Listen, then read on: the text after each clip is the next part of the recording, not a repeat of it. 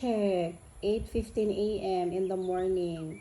Guys, ang tong ibon kagina nga ari din ka panuktok around mga 6 a.m. Ari naman siya, nagbalik naman siya.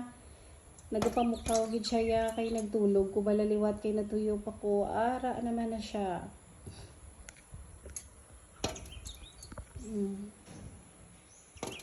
Na amo na siya every morning gina halin gid na sang ari ko di amo na din na notice ko every morning gid na every morning. Hindi gid na siya magalin.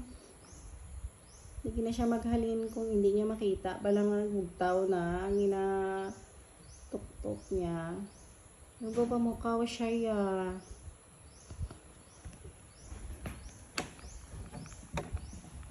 Ara siya oh, nakita niyo. Naglakat, 'di ba? Naglakat na siya. Ay, naglakat na siya.